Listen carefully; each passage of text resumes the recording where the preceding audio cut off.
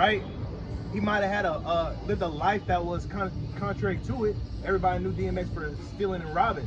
You know what I'm saying? But it's how he was brought up. He was brought up not having nothing, and so it was kind of a tendency that stayed with him even when he was rich.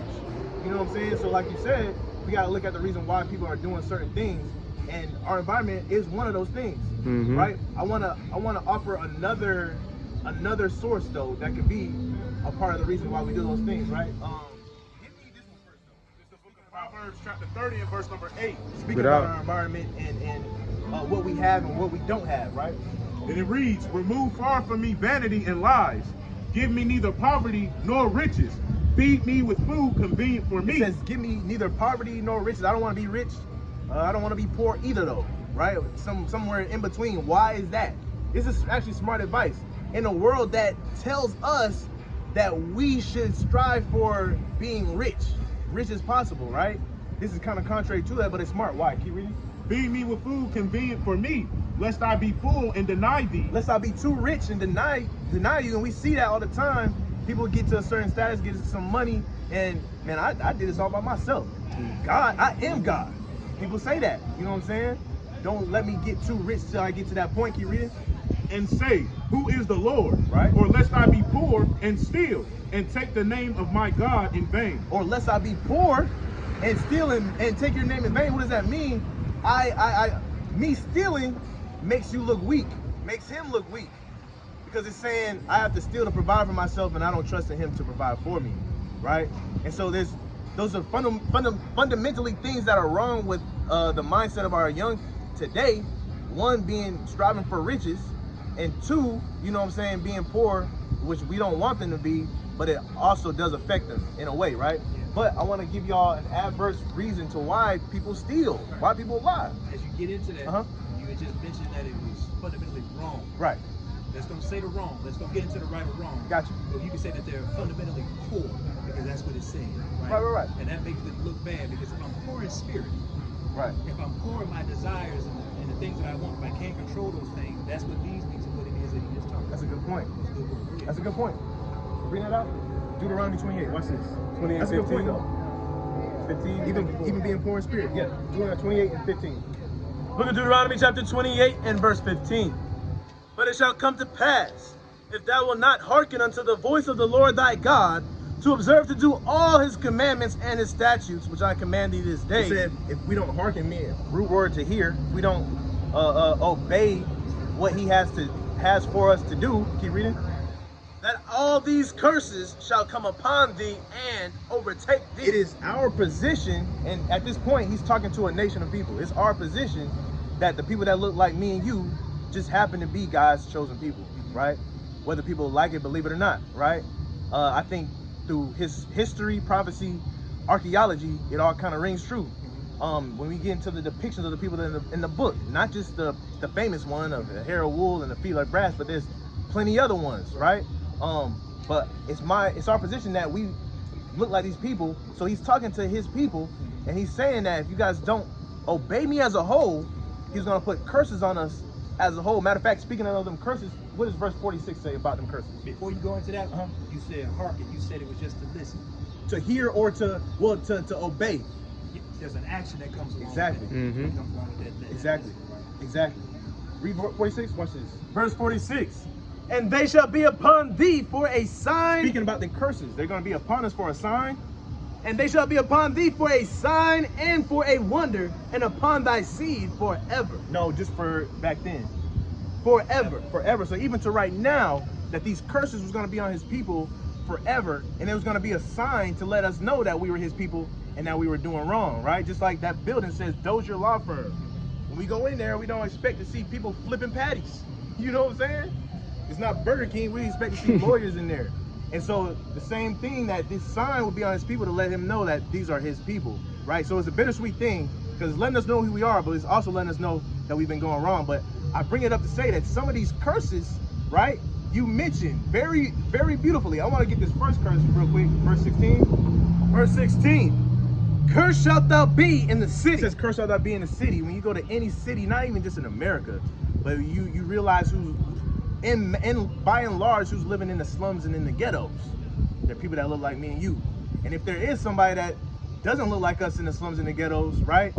They're often not being oppressed the same way me and you are in the ghettos, or they have shops like gas stations and Chinese restaurants and stuff like that that's profiting off of us. Liquor stores. You know what I'm saying? Liquor stores, right? That's profiting off of us, right? But by and large, we see in the slums and the ghettos people that look like us. That's the first curse. Keep reading. And cursed shalt thou be in the field. And cursed shalt thou be in the field. We know we've been cursed in the past. Sugarcane field, cotton field, tobacco field. Now today, the work field. You last hired, first fired. You see what I'm saying? But you mentioned something that you know, we give this example all the time, and you did it with my boots, right? Give me 54. Watch this. So this chapter in Deuteronomy 28, talking about the curses, it has over 50 curses in there, and we're associated with all of them. There's not one nation other than the so-called blacks and Hispanics that identify with every single last curse that it says, right? Give me 54, watch this. Verse 54. So that the man that is tender among you and very delicate. Once upon a time, we used to be very tender and delicate towards each other, right? Keep reading. And very delicate, his eye shall be evil toward his brother. Now when I see my brother, hey, I like that watch. Come on, pop that watch. Or if you start looking at somebody too long, the younger brothers nowadays, what they do? They start pulling their pants up. Yeah. You know what I'm saying? What you looking at? You know what I'm saying? Eye has turned evil toward each other. Or, as the media likes to put it, black on black crime. We know that there's white on white crime. We know that there's Asian on Asian crime, but it's not publicized like black on black crime. Why is that? Because it's a curse that will be on our people for a sign, right? It's bittersweet. You see what I'm saying? For a sign, right? Keep reading. Because more on that. Watch this. I shall be evil toward his brother, Right? and toward the wife of his bosom, His wife, his fiance, his girlfriend, right? His whatever. Keep reading. and toward the remnant of his children, which he shall leave. What nation do you know that's known for growing up without their dads? Other than the blacks and Hispanics. You see what I'm saying? And I'm gonna give you one more curse and I'm gonna let you guys leave, right? Give me Deuteronomy. But that also goes to your point to where you know, these curses, because they're spiritual curses, right? That we kind of put on ourselves for being disobedient in the first place as a whole, that we would be, he would turn our eye evil towards each other, right? It's almost like a spiritual whooping until we all come back together. In the older books, it says when we return to him as a whole, repent and seek his face, then he will turn our captivity, right? But bring the last verse, the last curse in this book, 68. Verse 68. And the Lord shall bring thee into Egypt again. It says that he was going to bring them into Egypt again. This is already after he freed them from Egypt, though. And we can read in the Bible, they never went to Egypt in slavery again, right? But what is it talking about? He's going to bring us in Egypt again. Somebody give me that. You got it? In Exodus? I got it. It's the book of Exodus, chapter 20 and verse 2. Right? I am the Lord thy God, which have brought thee out of the land of Egypt, out of the house of bondage. Oftentimes this word Egypt in the Bible is synonymous with the word bondage. When you go to the ancient text, I believe it says Mizraim instead of Egypt, right? The word Mizraim means like a rock in a hard place. So when he says he's going to send us into a rock in a hard place again, who is he talking about? We're going to find out. Keep reading. And the Lord shall bring thee into Egypt again Into bondage again. with ships. How did we get to America? How did the Hispanics get to Spain? Right? Only by way of ship. There's plenty of other nations that went into slavery, but how many of them went by ships? Right? A lot of them got walked there. You know what I'm saying? They on the horse and they Flew here. and they're walking.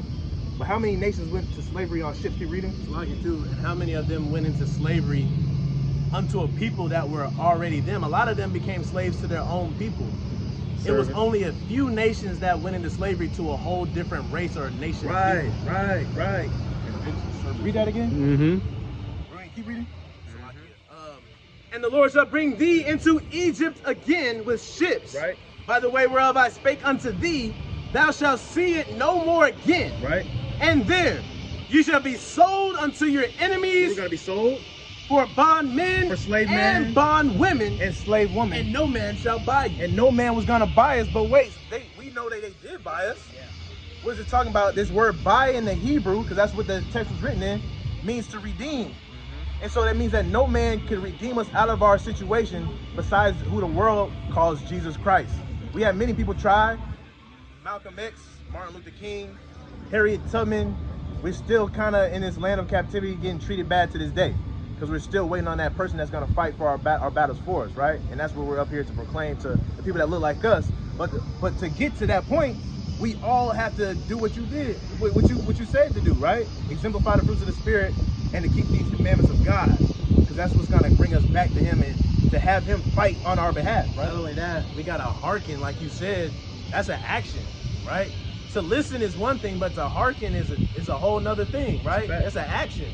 And right now, our people, even if we do read the book, we might, you know, our people are known for, you know, reading a verse a day, like the verse of the day. Right. But how many of us actually apply it to our life and actually walk what we're reading?